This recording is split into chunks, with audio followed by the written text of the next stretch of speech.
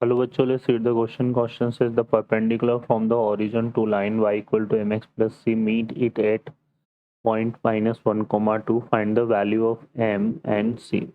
Solve करते हैं question को. इस क्वेश्चन के लिए जो की कॉन्सेप्ट है वो देख लेते हैं यहाँ पर हम. की कॉन्सेप्ट में अगर हम बात करें यहाँ पे तो क्या यूज़ करेंगे? Perpendicular distance from origin to line y equal to mx plus c is equal to c upon under root of 1 plus m square. Solve करते हैं क्वेश्चन को. अब इस क्वेश्चन में देखिए यहाँ पर क्या बोला हुआ है कि हमारे पास ये एक लाइन गिवन है. इस तरह से ये हमने कोऑर्डिनेट प्लेन ले लिया और -1,2 लाइन पे लाई कर रहा है ना. तो -1,2 तो ये लाइन हम लेट्स इस तरह से ले लेंगे. यहाँ पर पॉइंट हो गया -1,2 जो कि लाइन पे लाई कर रहा है और ओरिजिन से जो परपेंडिकुलर है उस लाइन को इस पॉइंट पे मीट कर रहा है. ये ओरिजिन हो गया. इसको लेट्स पी पॉइंट ले लेते हैं. ठीक है. तो यहाँ पर देखिए ये 0,0 है.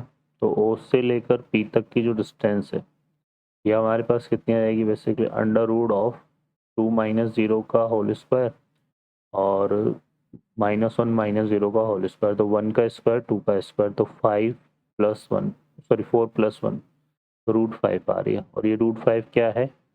ये है perpendicular distance from origin. Perpendicular distance from origin. ठीक है. तो ये हमारे पास है इस तरह से. क्लियर है. तो यहाँ पर एक तो हमें ये डिस्टेंस गिवन है. सेकंड -1,2 लाई कर रहा है लाइन पर. -1,2 लाई ऑन द लाइन.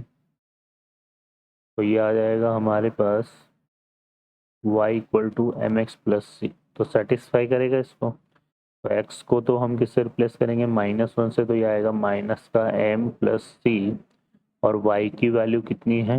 यहाँ पे 2 है. तो इक्वल टू कितना हो गया? 2. ठीक है. तो ये आ जाएगा हमारे पास यहाँ पे. तो c की वैल्यू ये इस तरह से आएगी हमारे पास. c की वैल्यू कितनी आ गई? 2 + m. और यहाँ देखेंगे तो ये डिस्टेंस हमारे पास किसके इक्वल होगी? वही c upon under root 1 plus m square के. ठीक है. तो यहाँ से देखो इसको अगर हम देखें यहाँ पे तो इसको इधर लेते हैं और स्क्वायर कर देते हैं. तो सी स्क्वायर इक्वल टू हमारे पास कितना आएगा? 5 × 1 + एम स्क्वायर. ठीक है.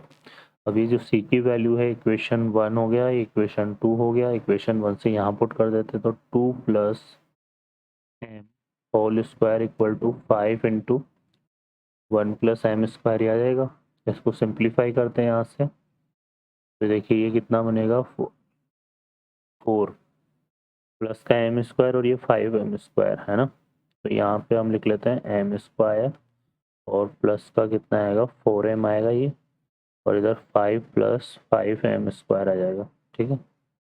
फर्दर देखें यहाँ पर तो ये कितना हो गया? 5m स्क्वायर में से m स्क्वायर कैंसिल हो गया तो 4m स्क्वायर बचेगा रिमेनिंग. ठीक है. और ये इतना आ गया माइनस का 4m और इक्वल टू यहाँ पर कितना बचा? 4. ठीक है. तो इसमें अगर हम देखेंगे यहाँ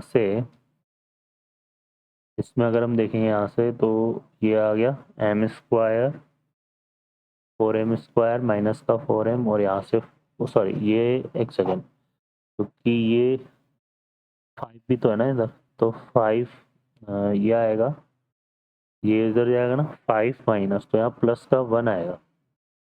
ठीक है. तो ये हमारा बेसिकली क्या बन जाएगा? 2m - 1 का होल स्क्वायर इक्वल टू 0.